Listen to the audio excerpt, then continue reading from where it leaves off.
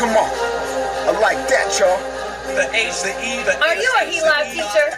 L.I.VE teachers not only think outside of the box, they break the box. I like that, like that. The H, the E, H. Are you a L.I.VE teacher? A L.I.VE teacher is someone who never stops learning.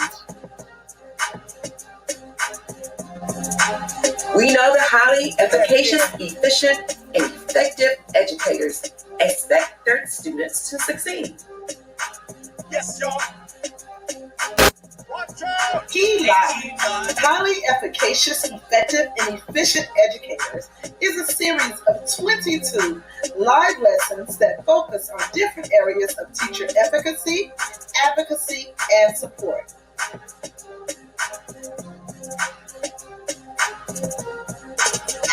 L.I.VE teacher brings fun into the classroom.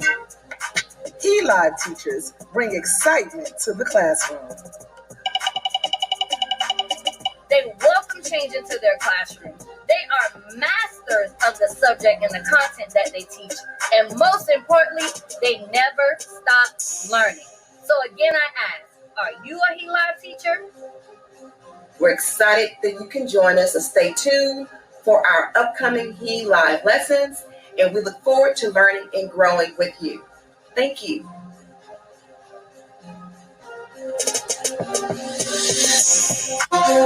Yeah, come on. I like that, y'all. The H, the E, the H, the H, the E, the H, the E, the H, the H, the E, I like that, like that. The H, the E, H, E, H, E,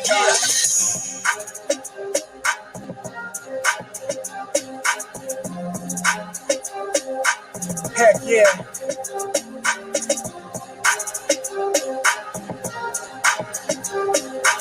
Yes, y'all. Watch out. H-E-Y.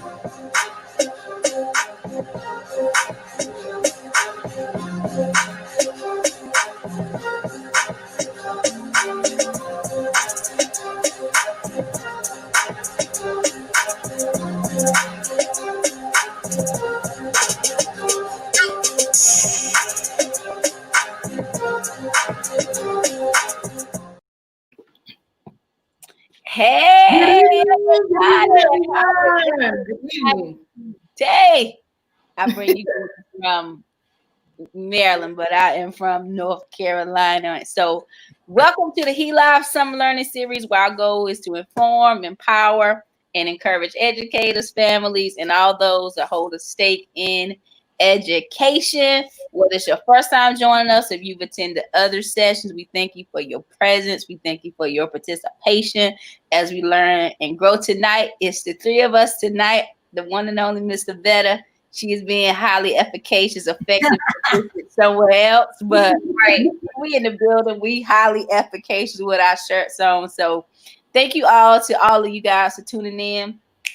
Tag, Isis Span, you are it. Hello, everyone. I bring you greetings from the countryside of Moncks Corner, South Carolina. Hope that you guys are ready to learn and grow tonight. Welcome to the show. And Tag, Keishla, you are it. Good evening, everyone. Good evening. My name is Keishla Wiley, and I bring you greetings from Dallas, Texas, by way of DeSoto. And so we are grateful that you all are here with us tonight. We have an amazing, amazing guest in store for you. As a matter of fact, I'm going to let Isis introduce her.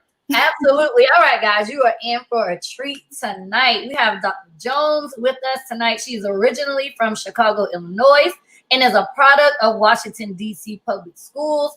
Dr. Jones earned her doctorate in human services. She is interested in family preservation, children and families, the school to prison pipeline, and mass incarceration. Dr. Jones spent 30 years in public education, and her career began in social work.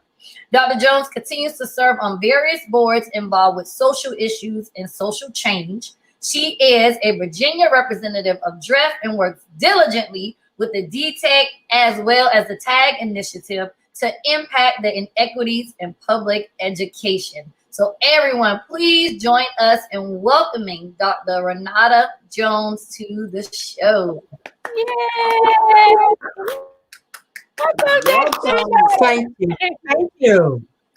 Thank you. I love the welcoming arms of great people. There's nothing greater than those interested in education, because we do have a job to do, and we all are committed to doing this job with nothing less than excellence. So we're going to talk tonight a little bit about response to trauma in the urban school setting. Some people tend to think that teachers have an easy job. They just go to school and teach. But teachers have an awesome job. They have to go to school. They mother, father, sister, brother, teacher, learner, educator. Right. They always have Kleenex on their desk because there's always something going on when you work with children. Right. And what we want you to do is imagine what it's like to be a child and the trauma that children must go through, and the fact that we think and believe sometimes that children come to school to sit down, be still, and learn. Children do not come to school prepared to learn every single day. Now, do we have children that come to school prepared? We do. We have lots of children that come to school ready to learn. Parents help them with their homework. But there are a group of children who aren't always as fortunate as all of the other children. And that's who we're talking about. Those children who have different traumas going on in their lives. And we need to help them and have school be the safest place that they can go, because they can trust people and we can help them. So first we have to know how to identify the trauma. Right. Trauma comes in all kinds of ways. And what I want to focus on most is the trauma that causes children to internalize, strike out, cry, be sad, inattentive, unable to focus, unable to learn, and how we can counteract all of that. So first we need to realize that trauma is real. It is not made up. It's not make-believe. It's not a fairy tale. So children who sit in an average classroom bring all of their emotions of trauma with them daily. Long ago when I was in school, which really was a long time ago, we had homeroom. We had time that we could talk. And when you talk to your peers, you kind of get things out. We don't have that as much today. So we talk about how we identify the trauma, how trauma is different amongst children, how we can create a trauma-informed environment. Now, I always caution social workers when I teach them, we all need to have... Dr. Jones, sorry, not to interrupt you, love. Are you ready to share your presentation? Yeah. Okay, all right. So I'm going to remove us. I'm going to give you the floor, and I'm going to actually bring up your presentation, because the first couple slides, we didn't see them. Because I didn't know you moved into it so eloquently. So Okay. I didn't know you moved into it just yet. So I'm going to bring it up so that they can actually see what you were talking about, and I'm going to remove myself. Don't go far. All right, I'll be right here. I'm listening. We're all sitting at your feet tonight. Okay. All right. So we're going to go back to the goals. Let me see. The food for thought and that the trauma is real. We got that part, and we know we have to identify the trauma with children. And we also have to have trusting environments for children to release the trauma. Trauma can come from lots of things. It's not just a mental health issue. Trauma can come from domestic violence, substance abuse, violent homes. Sometimes siblings beat up one another. So we have to be informed to figure out when they come to school, what can a teacher do to know that a child is in harm's way and has been traumatized. We also have to be aware of cultural competency. Different cultures do different things. That doesn't mean it's right because it's culturally relevant. It means that different cultures do different things. So it's not a district problem. It's not just one school, it's all schools. So I want you to see this dog, who I think is an ugly, ugly animal, but some people love pit bulls. So imagine a child coming to school in the morning, passing this dog, and that's all they could think about was the dog biting them, barking them. And the owner does not do anything to keep that dog away from that child. And the owner gets some kind of joy. So then we see the child responds to the adversities in their lives. So all day long, the teacher's got to teach a child who's afraid, and she doesn't, or he doesn't know what caused the fear. So we have that to deal with in school.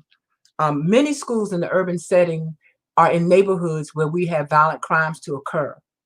So I want everybody to be conscientious and conscious enough to understand what it's like when we see the yellow tape on the news, or if you're addicted to ID like I am on ID, what it is for a child to go to school after seeing or witnessing a horrible act or action or the results of.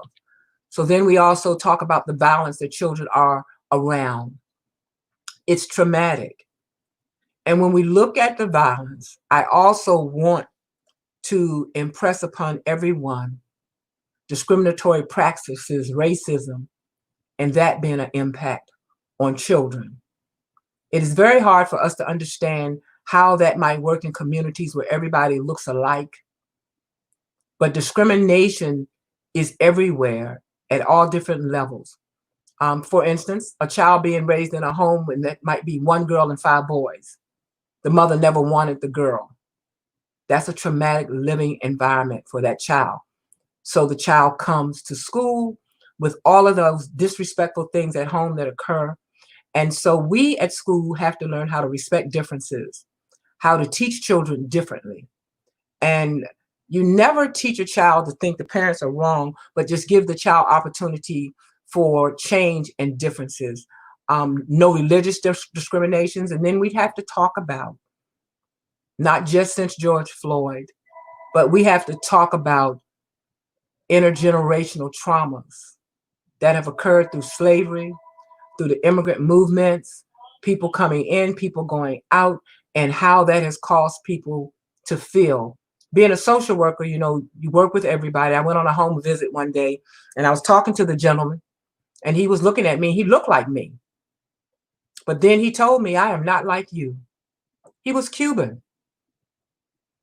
And I said, you're exactly right, because I can't speak a word of Spanish. So I made myself from that point that I go to every ethnic festival that we have in our area so that I can be attuned and aware. So if you can imagine the trauma that these children might go through in schools. And you also, it is very good for African Americans to understand we are famous for our history telling stories. So all of the intergenerational discriminatory practices have been passed down to us through stories, and our children come to school with those differences being made and being traumatized by that. And again, teachers are there to teach. Teachers are not there to handle emotional trauma, but they have it more than anybody else. In the school systems, teachers are the first ones that the children develop the relationships with outside of their homes. So teachers then should be equipped with that component that they can look and work with the child and realize the work goes beyond them. And I was saying earlier, every school has a school psychologist and a school social worker. School psychologists are psychometricians, which means they do educational testing. Some are trained in the clinical realm, but many are not. Social workers come out of school with a BSW. They are trained to provide clinical services. So when they say, I don't do that, that is not at all the truth that they can tell. Social workers are trained clinicians. They can provide clinical services that are billable to health insurance companies. So I always let everybody know that. Also, Medicaid in schools. If you write it in a student's IEP, those students can get mental health services in school, as they can with every other service in school, like speech and language, OT, PT, all of those things written in IEP, Medicaid in school covers. Gun violence. 50 women a month are shot to death by an intimate partner in the US. Our children are exposed to this. This is traumatizing. How many children do we have in a school building who has lost a parent to gun violence, a sibling to gun violence? And so we have to know how to speak to that with children and understand that they have feelings and they need an opportunity to talk about that. Again, the yellow tape, death in families. Can you imagine what teachers would be experiencing if we were open, our schools were open with everything that has happened with the pandemic and teachers being expected to teach? Children are afraid, families are afraid. We have a host of things we have to do with washing our hands and masks.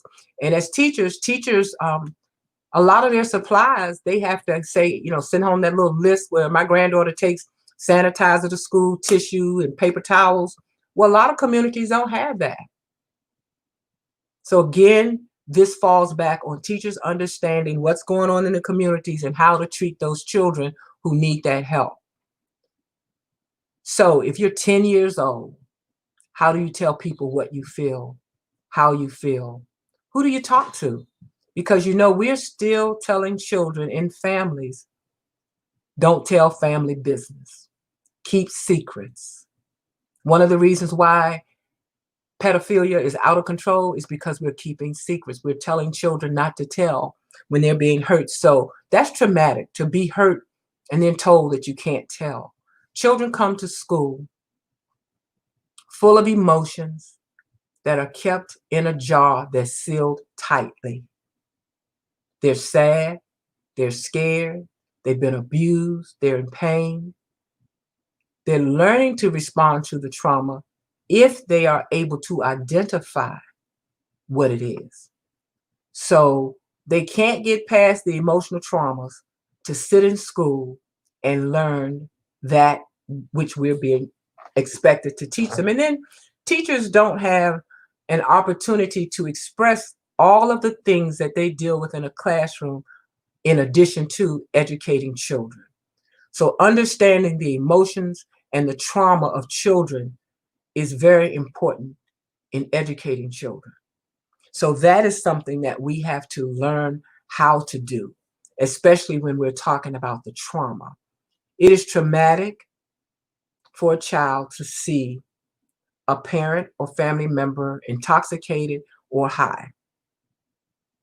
They don't know what you call it. They don't identify it as such in their homes. So when and how do they tell somebody what they see every day? So what can we do? We don't tell the children to call 911, because I am so tired of people saying all social workers do is get children taken away from homes. We have lots of things that we can do in the inner city or urban communities where children are experiencing the trauma. And I gave this statistic. The statistics show that a policeman in an urban area will see, a new policeman will see a homicide within the first 60 days. A new policeman in the suburbs will be exposed to a homicide anywhere from 36 to 42 months into their job.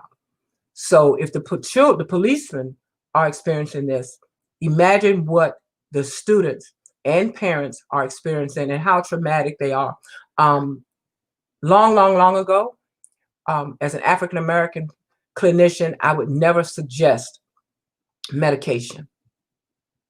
There is nothing wrong with medication if it's needed. If it's needed, and it doesn't mean ADHD is not always, doesn't warrant medication.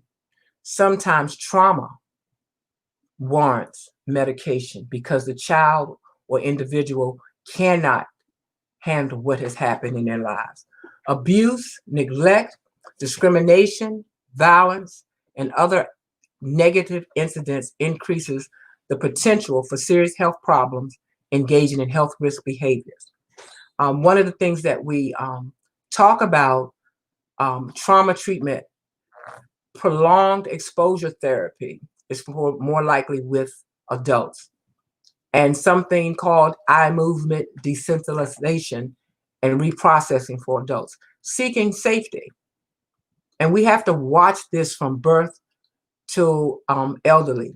Child focus models include the parent and child, the attachment and self-regulation and competencies, trauma-focused cognitive behavior therapy. All of these are things that should be available either in partnerships with schools or internal to schools. Again, there's funding through various insurance carriers, Medicaid included, that covers these professional services for children. And also, you have people, school psychologists and social workers, who have adaptive behavior assessment tools that they can do on students to tell you whether or not trauma is a concern. So we have to be advocates. It's our responsibility to learn the medical or mental health language. As a social worker, there should not be a social worker with a MSW, which is a master's in social work, that does not have a DSM-5 manual. The DSM-5 is a diagnostic manual, which you can just pair it up or match it up with behaviors, attributes, and characteristics and determine what those mental health needs are of those individuals. So when someone tells you they don't know, they have a way to know. So we have to develop best practices in working with trauma-informed care. And that's a buzzword now. It's a buzzword because there's lots of money from lots of different strains of money from the federal government and state government to address trauma in schools. Trauma is the culprit in a lot of the aggressive behaviors. And that is why a lot of this money became available.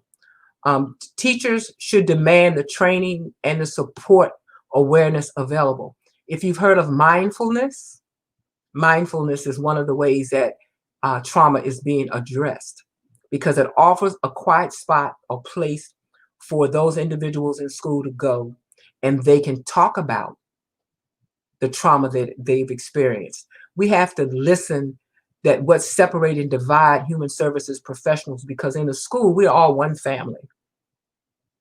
We're all one family. That's not your student or her student or his student. Those are our students, because our students make up our world and they're going to our communities. And we have to address this issue now. And the pandemic has given us another arena to focus. So trauma-informed care, is lots of literature on it that's specifically written for the educational environment. We also have to determine what it is we can do to decrease trauma. As an older student, because I'm going to be learning and learning and learning, I have my doctorate, my master's, and I'm working on my second master's, just so that I keep in the know and I'll know what's going on. But we have to decrease trauma. And a part of that is, I don't know what happened to recess. Recess is when children got to play and be kids. Now that's not really happening, but it also is an outlet for those behaviors. We need to collaborate with the systems. We need to know the police, the judicial system, mental health, and private all need to work together in impacting the change we need with marginalized populations. It used to be people were really safe and secure in saying that the marginalized, disenfranchised, ignored people were just African Americans. That is not so much the case now. If you have a problem, a mental health problem, there are discriminatory practices that are always in place. Trauma is one of the most prevalent issues in our society now. Our children need the support. Our teachers need the support. And once we solve that issue, then we can talk about academic achievement and success. Because right now, it's like we're in gray water. And no one is acknowledging the fact that we expect teachers to work miracles without the magic wand. And so part of the magic wand, a piece of the magic wand, is informing, training, and supporting. So I will give to you my reference list. So I didn't pull everything out of the sky. But I would also like anyone working with African-American children to read some of Dr. Joy DeGruy's work. And her work is post-traumatic slave syndrome. And so that goes back again to the intergenerational traumas. And this Wakesa, who is in Atlanta, Georgia, speaks to African-American people learning how to work better with African-American people by reaching back, the Sankofa principle, and utilizing what we know in terms of builders of nations, warriors, and healers. And we have to be culturally competent in working with our own African-American children simply because of intergenerational slavery and how that has been passed on in these places we call America. So that is it for me. And I thank you ladies for having me. And Isis, you can stop the share. All right, Dr. Jones, thank you so much for sharing with us. And so one of the things you did share with us is that trauma comes in various forms. It comes in various forms. And so we're going to see it, or we do see it, or we experience it from different factors and different options that come a part of that. And with that, we're looking to find solutions to address the trauma, because especially right now, going into the new era with COVID-19 being exposed, there are a lot of different factors that take place, and we have many more options in dealing with trauma. But the key is to deal with it, to address it, to address it. So we're at the part of our show, BYOB, bring your own voice. And this is where the audience gets an opportunity to ask questions from our guest panelists concerning the topic of trauma. So we'll go ahead and get started with our first question, Dr. Jones. Thank you. What are culturally competent lessons we should implement in the classroom? Well, we need the first acceptance. Acceptance is the very first thing we should talk about with children, and difference. Okay, so when you talk about acceptance, how does that look? Acceptance is merely you who you are, I am who I am. Mm-hmm. We have some minor differences, but it doesn't make a big change. Mm-hmm. 100 people are going to say I'm wrong. Racism is taught. Racism is taught. Children don't know the difference until adults tell them. So when they go to school, it's an open field, because then their minds start moving. They want to know what's what. So our first thing is acceptance. And accept the differences. Listening. Yes. Communicating. And then having safe spaces for children. Absolutely. Safe spaces. Yeah. Safe spaces where trust occurs. So that's when, just because the person next to me, we're friends, that doesn't mean I'm sharing with what my student said, because then my student doesn't have that safe place anymore. And in creating that safe space, what message does that send to the student? That we support you, we hear you, we will help you, and you can trust me. Yes. So it's not just something to do, it's really strategic and important to the process. Yes. Okay, thank you, thank you. So we'll move to our next question. Rosalind Stewart has a question, and she's asking, what forums do we have to address traumatized Brown and Black educators teaching traumatized Brown and Black students? Good question. Excellent question. And what we have to do with that is we have to first get people to feel like they can tell somebody they're traumatized. I think, I know it's mandated. You have to have faculty meetings in schools. But you also need to have self-supporting faculty meetings, which means when the children come in full of stuff, the teachers need to know how to handle that. And they need to know that they're supported, that they're not going to be considered weak, they're not going to be considered whiners, but that they're going to come to you with information that's crucial to the safe spaces that you've created for the children. The teachers also need an opportunity to communicate with the administrators without feelings of retaliation, vindictiveness, or anything. It also has to be an honest space.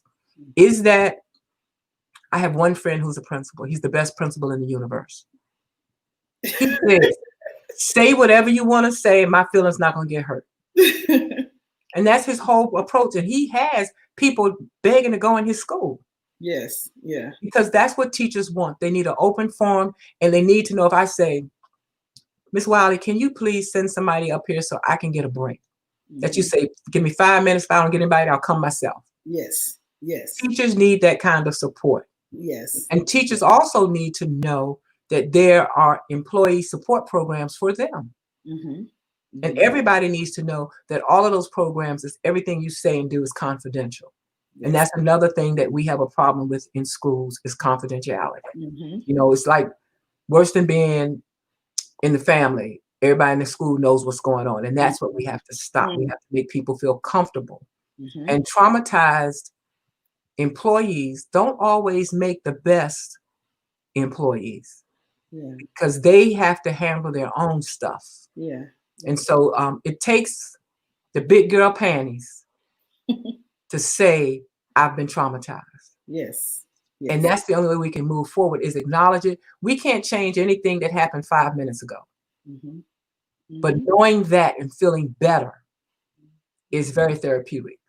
And so I would just say those persons have to do a lot of work. Yes. Yes. All right, you guys, are y'all listening? Educators, principals, teachers, classroom teachers, that was some good information. And if you didn't catch it all, you know, you can rewind this at the end and go back and get it. Write that down. All right, we're going to move on to our next question, which is asking how do we empathize with students that have suffered trauma without lowering expectations? Well, they have to be told first that they're doing the right thing. And I understand. Children need to hear, I understand. Is there anything that I can do to help you? Do you need some extra time? Do you need, to stay after school, not as a punishment, but just to help you? Yes, yes. What can we do to help you? Because that's what children don't feel like they have, is they don't have anybody to go to, nobody to listen. Everybody thinks something's wrong with me. Well, somebody at home probably did tell them that. What also happens when at home sees people at school taking that interest, home becomes a little more concerned and interested. Not necessarily with that child, but with what that child might be going through. And it's really hard. And I tell people, it is always good for us to know something about that family. I worked in a building, the same secretary had been there 60 years. And they used to wonder why the parents wouldn't come in for meetings. So one day I asked the parent, and she said, that woman was sitting at that desk when I came to that school 30 years ago. And she was mean. So we have to talk about what mindset people are in before we have those partnerships. And so what I do, and I wouldn't suggest everybody, I tell people that we're related. And the children don't know the difference. And I had one mother to come up and say she needs to see her cousin. And that same secretary said, you're the only one that claims them. But it gives them an attachment, a reason to do better.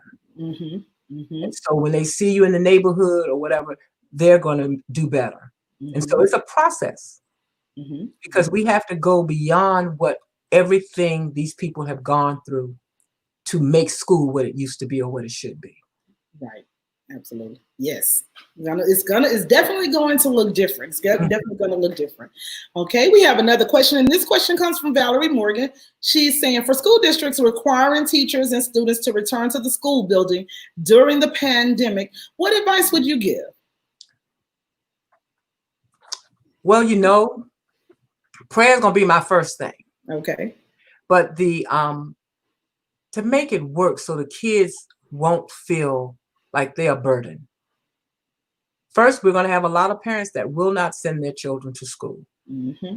That's true. That's the first thing. I don't care what people think about our parents. Our parents are afraid. They're not going to send the kids to school. True. So we're going to have options for what other kind of work they're going to take home, how we're going to reach out to the parents, how we're going to reach out to the children, and let the parents know it's okay if they want to keep them home, keep them home. But we have this thing here. They're talking about going 2 days a week. Mm-hmm. It doesn't matter. Whatever parents think is best for their children, and then teachers are going to have to choose what's best for them and their families. Absolutely. And so we don't have a lot of say in that. Mm-hmm. But I think the best thing is going to be that we are able to speak to that as an individual person. I don't like the children is not a subject. It's that my life might be in danger. Mm-hmm. So I think teachers should be able to stand up with some support to say it's not a good thing for them or their families. Absolutely. I think that I agree with that everyone's going to have to make the best decision for them and do what's in their best interest. And so, yes. Absolutely. Okay, we have another question. What are some practical tips that we can implement immediately on campus? Training. Okay. Training. Because it's easy, it's quick. You have people already in your buildings. If you have a social worker who already knows about trauma-informed care, there are a lot of webinars on trauma-informed care. You're identifying trauma, developing relationships, communication. That's already there. Mm-hmm. And then having people raise the questions. Mm-hmm. Because we can't jump the gun. You know, some people, the first thing they're going to do, oh, they trauma. No. Mm-hmm. Mm-hmm. Mm-hmm. It's a process. Mm-hmm. What happened? How does a child feel? Did they do their work? What do they need? And if you talk to children, they're going to tell you. Mm-hmm. Now, can you identify? Not if you're not listening. Gotcha. And as a resource, that social worker in that school or the head social worker for the district, someone needs to answer those questions for those teachers. And whatever education association there is training. And trauma is real, so it's very easy to address. Now, in the event a campus does not have a social worker or they don't have social workers, what other role on campus do you think will be able to fulfill those teachings? Develop the partnership with the mental health agency for the county or the district. Okay. So they have the same training or more, even more so. But it's critical that we have someone who has that training in place to address our students. That's your sentiment. Yes. Okay. Yes. Yes, ma'am. And they need to come in with the right credentials. Yes. Okay. Gotcha. They need to. Absolutely. Okay. Well, again, that concludes our question section, Dr. Jones. And so I just want to thank you for answering those questions and answering them directly, like just giving us some real practical information that we can walk away from this lesson and say, okay, this is how we need to proceed as we go through this entire process. So again, thank you for that. I'm going to have Simone join us right now. She has a special presentation for you. Thank you for having me.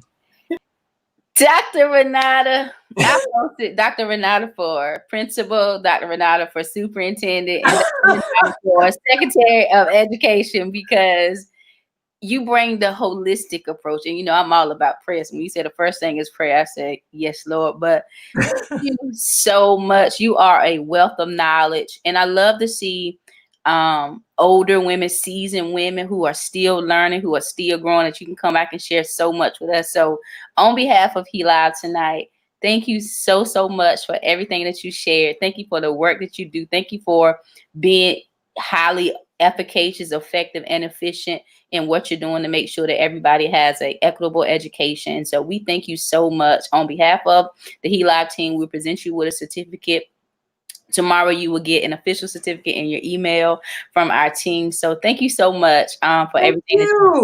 You are so welcome. Thank you. And so I'll turn it back over to my team. I believe Isis will be up now.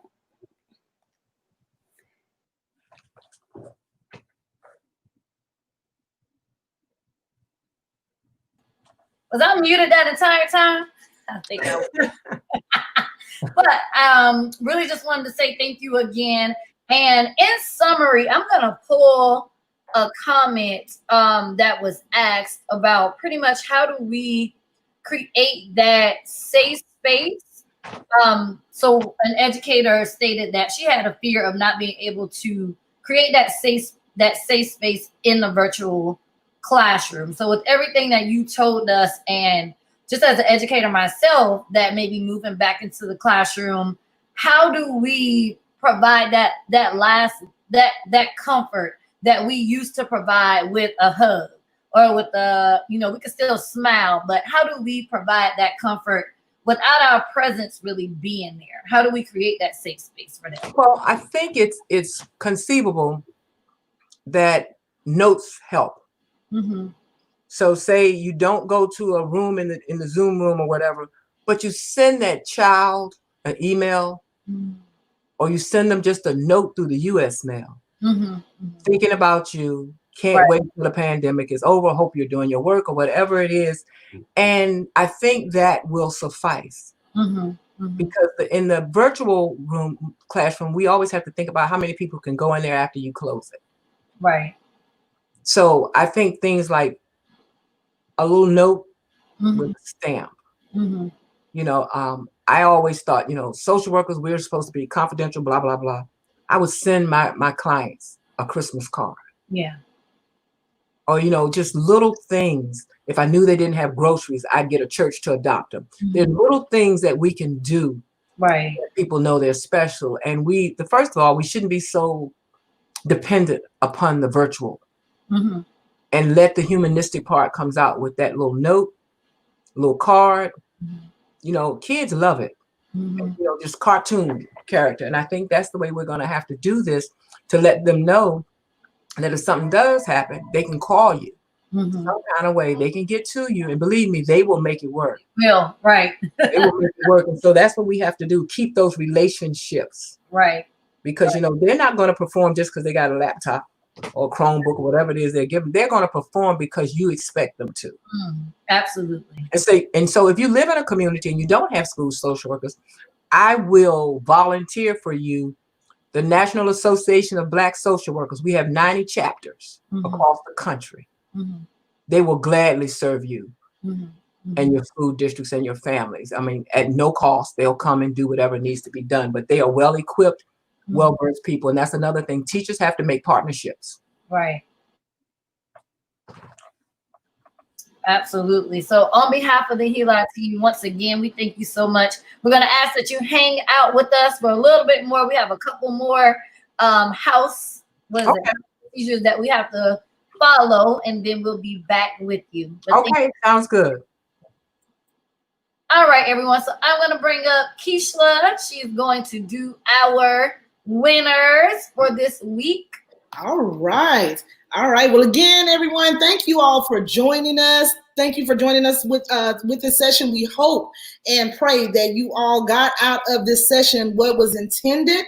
And again, that is just information to help us be better educators as we continue to move forward.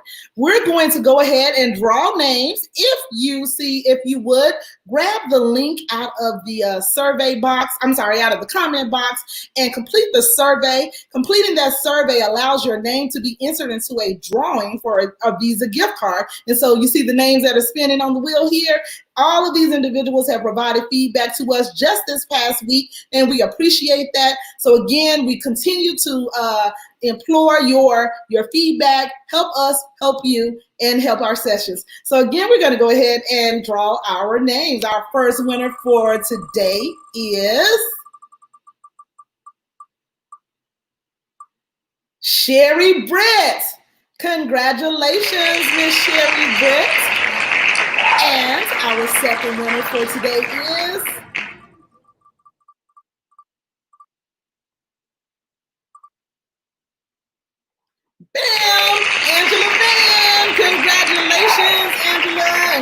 Congratulations, Sherry. Isis, tag you're it. All right, everyone. Once again, thank you guys so much for joining us tonight. We hope that you gained a wealth of information. We hope to see you back here with us next week. Have an amazing evening. I'm going to bring up the rest of the team to bid you guys farewell as well. Next week. Next week. Not next week. I'm sorry. Thursday, y'all. All right, guys. So Thursday, we have an amazing speaker coming up again. That will give you some information, guys. Remind me of her topic. My mind just went blank.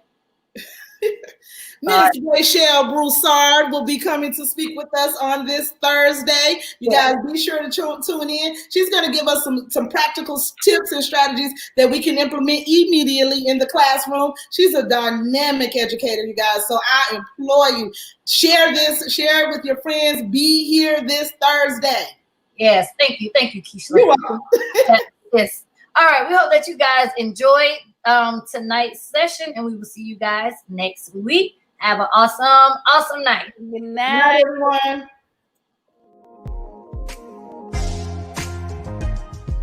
We gotta fight against them, but we need numbers. We need to show up at school board meetings. We need to show up at county commissioner meetings. We need to have someone on the agenda to talk and know what they're talking about to advocate.